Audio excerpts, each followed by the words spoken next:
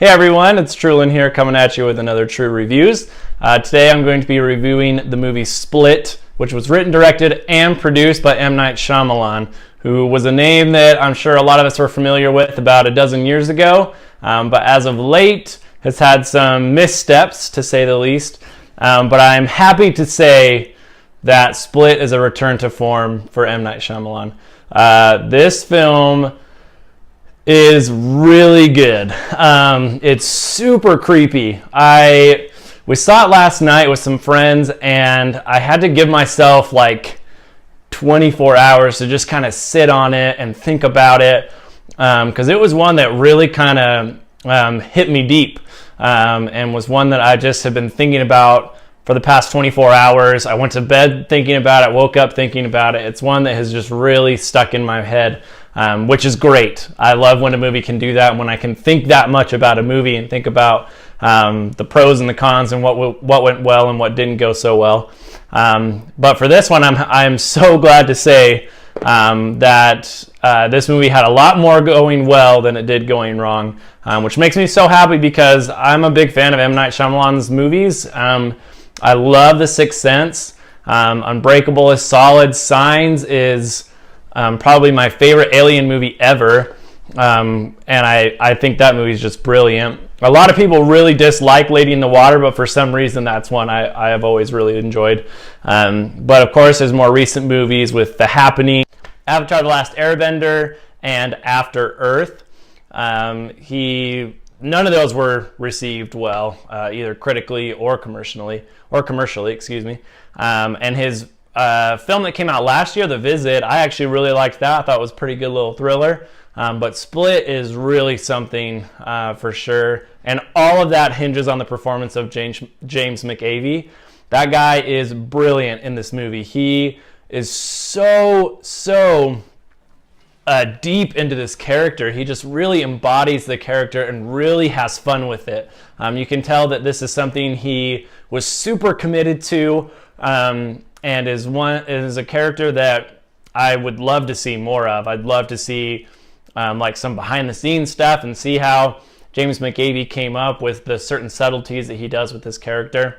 To give you just a kind of a brief story synopsis in case you don't really know much about this movie, James McAvey plays this character who has 23 different personalities in him, and one of these personalities kidnaps 3 girls, and so the focus is kind of on these 3 girls, one in particular, and them trying to escape his little room that he set up for them, while interacting with these different personalities that take over the spotlight.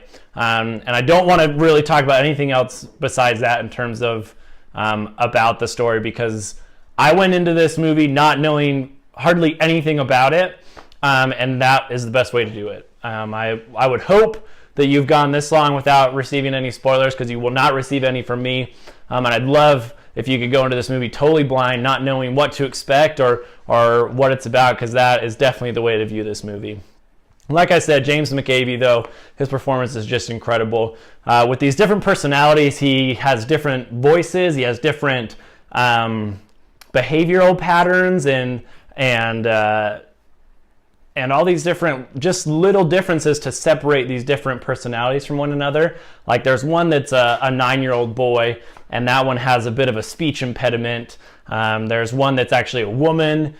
She's like a very proper woman, and then there's another one who has OCD, and so he's constantly just like checking things and rearranging things, and just all these tiny little things that he did to separate the characters. It really made you think that he actually had this disorder of having multiple personalities, and just he was astounding. I cannot praise James McAvey enough for his performance in this movie. Anya Taylor-Joy, she was the main girl in this. She did really good, and she's only been in a few films so far, but has shown to be a very promising young actress. And in this film, she did really well. She did. Her character isn't as scared or as worried as the other 2 girls in this situation. As the story progresses, you learn why, but she plays that part really well.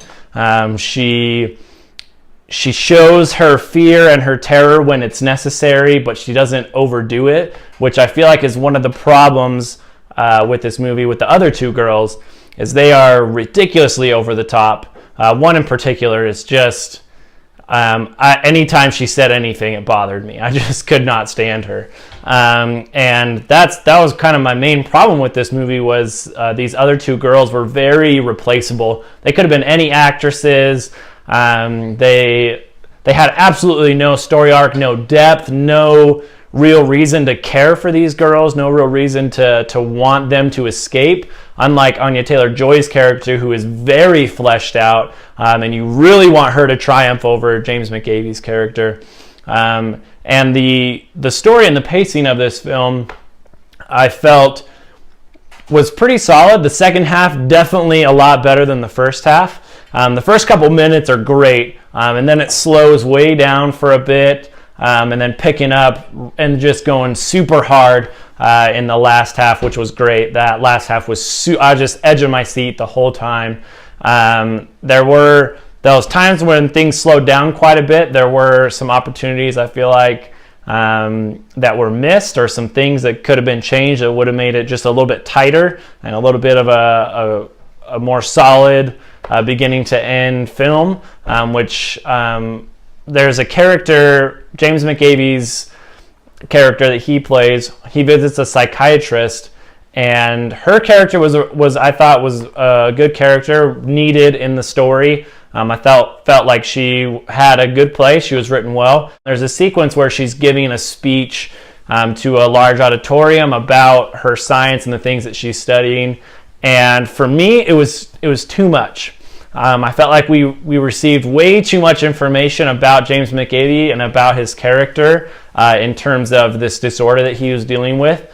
Because in order to build suspense in a movie like this, and in a lot of M. Night Shyamalan movies, the lack of information is what builds that tension and builds that suspense.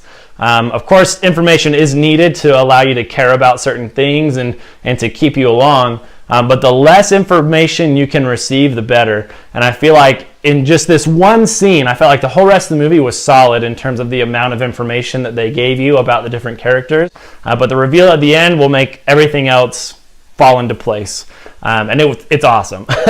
But this being a spoiler-free review, I don't want to get into that. Just know that it's great. And the reveal at the end totally made an already great movie better, which I think is really what a reveal or a twist should do. A movie shouldn't hinge on a twist. It should be a good movie with or without the twist, and the twist should just enhance that film. And I feel like M. Night Shyamalan does a great job of doing that in Split. Split was the most fun I've had watching a scary movie in a while. And if you're okay with getting scared and letting a movie kind of get under your skin, if you're all right with that, I highly recommend Split. It was just creepy and very well written. James McAvey, again, just astounding. And I am so happy. I feel like M. Night Shyamalan is back. He's returning to form. So I will give Split a 8.8 out of 10. Thank you guys so much for watching my True Reviews today. I've got 2 more review videos hopefully coming out this week. One will be for Netflix's Series of Unfortunate Events, and the other will be for Nickelodeon's Avatar: The Last Airbender, the show, not the M. Night Shyamalan movie. So be sure to look forward to those. Thank you again so much for clicking on this video. Be sure to like, share, and subscribe so you can stay updated on what's going on in my channel. You can also follow me on Instagram at TrueReviews32 and on Facebook, True Reviews. Thank you guys so much.